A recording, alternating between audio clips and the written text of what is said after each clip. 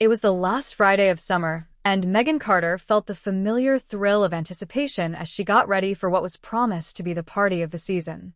Her best friend, Rachel Summers, had convinced her to come, claiming it would be the ultimate send-off before everyone went their separate ways for college.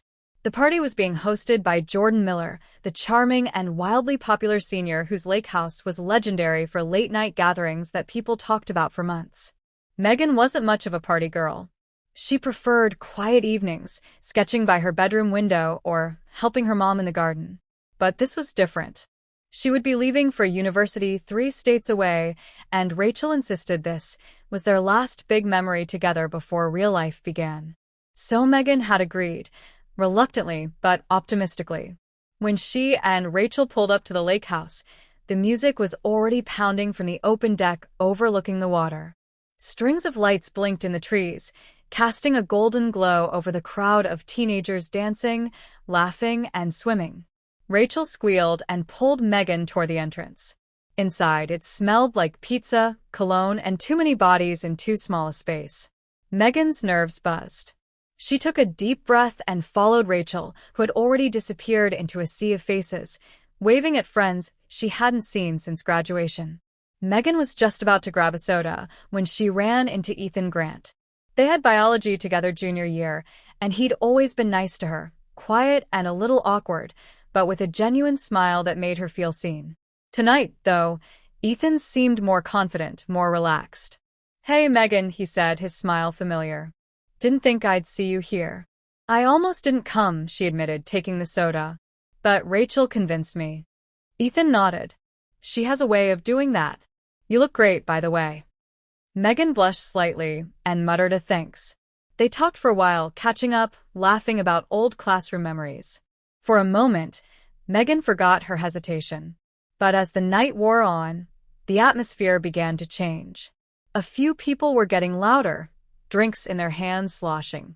The music got more intense, and Megan could feel the shift in energy, like something reckless was starting to stir in the air. She noticed Rachel dancing a little too closely with someone she didn't recognize, her eyes glassy and unfocused. Megan started to feel out of place. She decided to find a quieter spot and stepped out onto the back porch.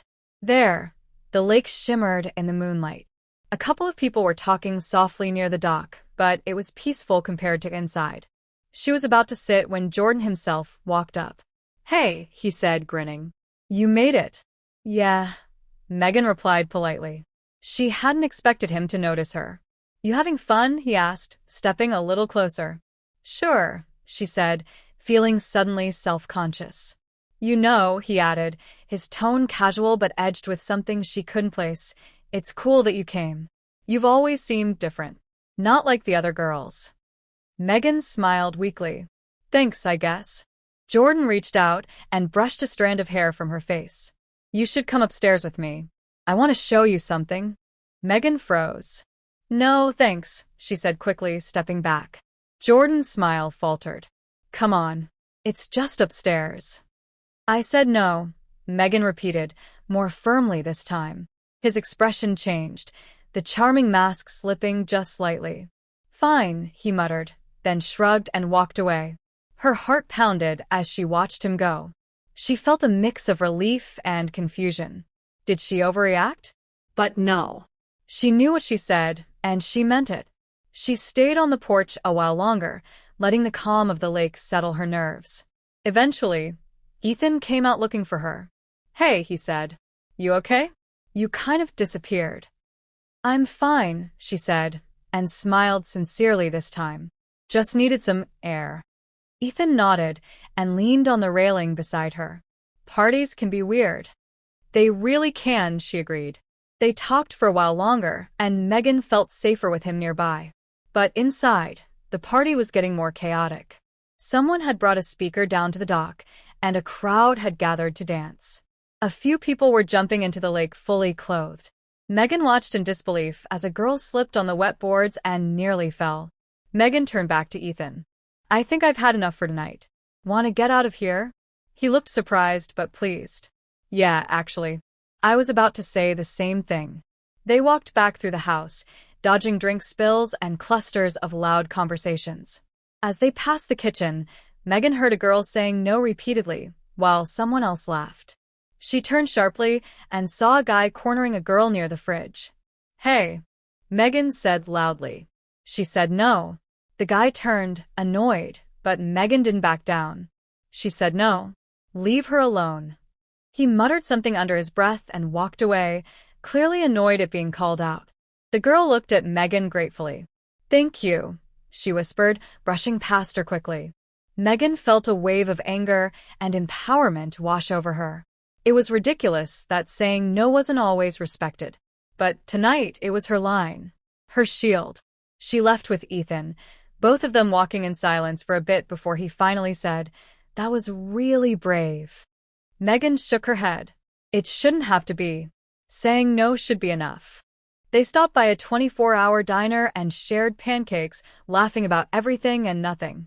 It was the best part of the night. The next morning, Megan woke up to a text from Rachel. "Last night was crazy. You okay?" Megan typed out a long reply but deleted it. Instead, she just wrote, "Yeah, I'm good. I learned something important." Over the next few weeks, stories about the party began circulating. Who got too drunk, who said what, who was caught on video doing something they regretted. Megan's name came up a few times, not in scandal, but in respect. People started sharing how she'd stood up for someone, how she walked away when others didn't, how her no had meant something. The experience stuck with her. It made her think about boundaries, confidence, and courage in a new way. When she started college, she became involved in student advocacy groups, eventually leading a campaign called The Power of No. It focused on consent, respect, and self-worth, drawing from her real-life experience at the party that summer. Ethan remained in touch. Their friendship deepened, rooted in a shared moment of truth and understanding. He even helped her design graphics for her campaign. She never forgot the quiet support he offered that night. No pressure, no judgment, just presence. Years later, Megan stood on a stage in a packed auditorium, sharing her story. She talked about a night by the lake, a moment where she could have stayed silent, but chose not to. She emphasized how saying no doesn't require explanation or apology. "And if you're ever in a place where your no isn't heard," she told the audience, "then it's not your fault. But know this, your no is enough. It always has been." The room erupted in applause. That night, Megan realized something. Sometimes, the most powerful word in the world is one we're taught to whisper. But when spoken with conviction, it can echo louder than any shout. And it all started at the party where no became the word that changed everything.